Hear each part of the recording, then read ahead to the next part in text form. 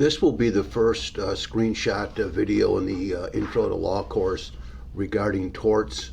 And what I have up on the screen now is the first posting for torts. And what we're going to be talking about is a definition of a tort, then a definition of the tort of negligence, and then we'll get into a second video where we'll be talking about defenses available in a negligence case and a few torts other than negligence.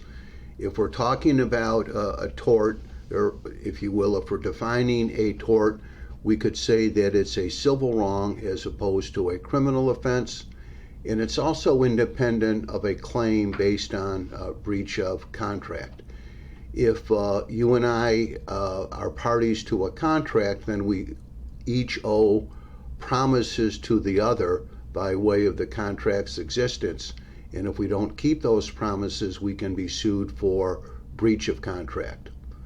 However, what tort law does is address a dilemma, if you will, about the circumstances under which, or identifying the circumstances under which a person can be held liable in the civil law for harm caused to another or the property of another where there's no contractual obligation involved.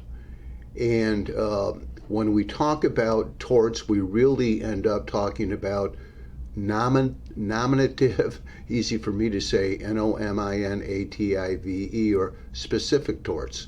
And it could be argued that the mother of all torts is the tort of negligence. And the tort of negligence, if you will, answers the question, when should B be able to recover when A unintentionally causes harm to B's person or property. And if we wanted to look at a definition of the tort of negligence, and I've taken this one from an encyclopedia of New York law, we see our definition. And you'll note that the tort is defined as the failure to employ or use reasonable care, and reasonable care is defined as what a reasonably prudent person would do under the circumstances of a particular case. So we could say it is the defendant's failure to conform to the standard of conduct expected of the fictional, reasonably prudent person under the circumstances. So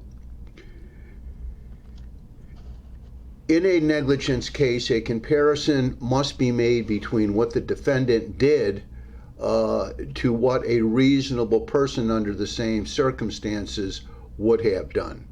And so we see that the tort of negligence assumes the existence of the fictional person, the reasonable person of ordinary prudence, and so we're now looking at a community standard rather than an individual standard. If we have a defendant who has held himself or herself out to have special training or experience in a trade or profession, and the claim is that that defendant was negligent while engaged in that trade or profession, then the fictional reasonable person, in effect, is the reasonable person engaged in that trade or profession. If I could just pick on myself, because part of what I do is practice law, when I'm driving my car, certainly I'm just in the category of everyone else, and if I were to become involved in an accident, the question of whether I was negligent would just be answered by the question of, did I conform my conduct to what a reasonable person would have done while driving a car under the same circumstances as I was? However, if I was accused in a lawsuit of legal malpractice, which is a fancy way of saying a lawyer is negligent, then the comparison would be between what I did and what a reasonably prudent lawyer would have done under the same set of circumstances. And to just say a little bit more about that, if we have a person who is being sued for engaging in a special trade or profession, then the person who's bringing the claim against the defendant is going to have to produce an expert witness to demonstrate what the relevant standards of care are in the trade or profession. So if someone were to sue me for what I've done or failed to do as a lawyer, for that person to have a successful lawsuit, part of their proof, if you will, against me would be expert testimony from a lawyer saying that, well, under these circumstances, this is what he should have done, or this is what he did do that could have been done differently. If you look at a medical malpractice case, which is a lawsuit against a medical professional with a claim that the medical professional was negligent, to pursue that type of claim, the person bringing the lawsuit, the plaintiff, is going to have at least one expert in that medical profession or from that medical profession who would be saying that the defendant doctor, for example, didn't conform her conduct to what a reasonably prudent doctor would have done under the same set of circumstances. Now we can look at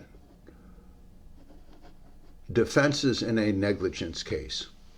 And basically, there are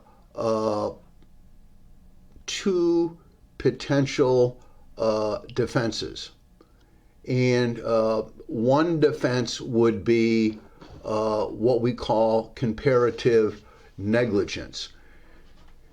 And as I note, there was a significant change in New York law in the 1970s. I was there when the legislature created a comparative negligence system. Before that change, the law in New York, which was a common law rule, recognized what was known as contributory negligence, and that rule of contributory negligence was rather harsh, because if the injured party's negligence contributed at all to the harm-producing event, for example, an automobile accident, even to a slight degree, the harmed party didn't receive anything. It was a complete defense, regardless of whether the defendant's negligence was even greater than the plaintiff's negligence in bringing about the harm-producing event. However, comparative negligence, most of us would think, creates a fairer outcome.